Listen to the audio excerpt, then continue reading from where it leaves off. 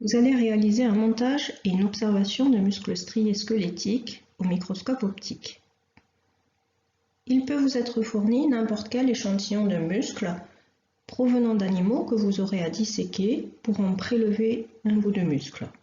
On peut vous fournir un vertébré, grenouille, souris par exemple, ou un invertébré, criquet ou autre insecte, crabe, escargot, etc. Ou encore, tout simplement, un morceau de viande de boucherie. Vous découperez un fragment de quelques millimètres de longueur sur quelques millimètres de largeur et le placerez sur une lame porte-objet. Vous dilacérerez l'échantillon dans le sens du grand axe des fibres directement sur la lame avec une aiguille montée ou une épingle. Vous recouvrerez l'échantillon dilacéré d'une goutte de bleu de méthylène, puis d'une lamelle. Vous finirez de dissocier l'échantillon en appuyant doucement sur la lamelle et en faisant des mouvements de va-et-vient. Puis vous observerez au microscope optique. D'abord au faible grossissement afin de trouver les zones favorables à l'observation, zones où les fibres musculaires sont suffisamment écartées les unes des autres pour être aisément observables. S'il n'y a pas de zone correcte, recommencez à dissocier par des mouvements de va-et-vient de la lamelle. Si c'est correct, passez au grossissement supérieur pour procéder à l'analyse. Vous analyserez votre propre préparation microscopique ainsi qu'une préparation microscopique du commerce. Ceci en vous aidant des clichés et de ce schéma. Ce que vous verrez sont des cellules musculaires, encore appelées fibres musculaires. Elles apparaissent comme des éléments allongés avec de nombreuses cellules musculaires parallèles les unes aux autres. Ce sont de très longues cellules. Elles sont délimitées par un sarcolème qui correspond à la membrane plasmique associée à une lame basale. La membrane plasmique est particulière. Elle contient des protéines de transport impliquées dans la propagation du potentiel d'action spécifique des cellules musculaires squelettiques. Sous cette membrane plasmique, de très nombreux noyaux périphériques sont visibles sous forme très aplatie. Il y a donc ici plusieurs noyaux pour un seul et même cytoplasme.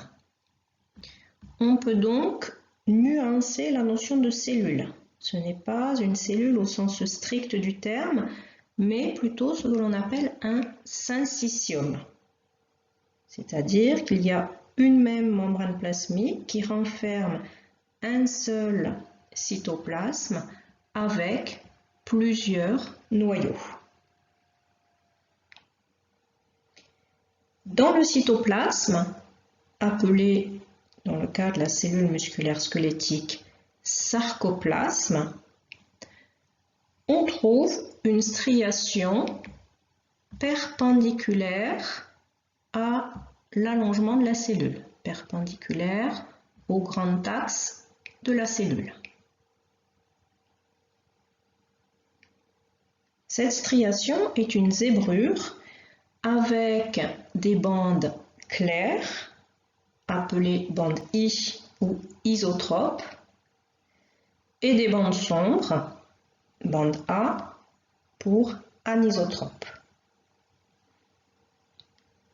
Ces bandes correspondent à une organisation régulière du cytosquelette qui permet la contraction musculaire. Dans le sens longitudinal, une striation est également repérables. Elle correspond à des paquets de cytosquelettes appelés myofibrilles.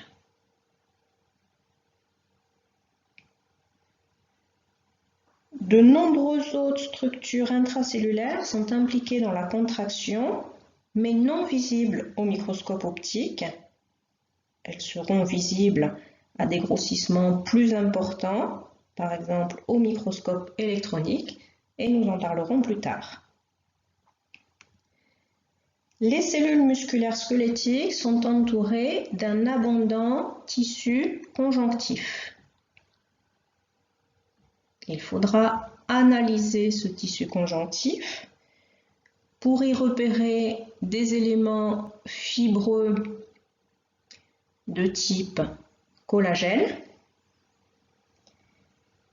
Collagène fabriqué par des cellules appelées fibroblastes. Ce tissu conjonctif contient une riche vascularisation en relation avec l'irrigation des cellules musculaires squelettiques. Le sang apporte les nutriments nécessaires à la fourniture d'énergie pour la contraction. C'est par exemple le glucose, mais aussi le dioxygène pour effectuer la respiration cellulaire. Et ce sang prend en charge les déchets du métabolisme, notamment ceux en lien avec la respiration ou encore avec la fermentation lactique qui se réalise lors de la contraction. Ces déchets sont le dioxyde de carbone et l'acide lactique. Il vous faudra donc repérer les différents types de vaisseaux sanguins avec des artérioles. Nous rappellerons que les artérioles ont une paroi épaisse, des vénules. Elles ont une paroi relativement fine, mais il faudra aussi repérer des capillaires de type continu dans le muscle squelettique, c'est-à-dire que les cellules endothéliales qui forment ce capillaire sont jointives.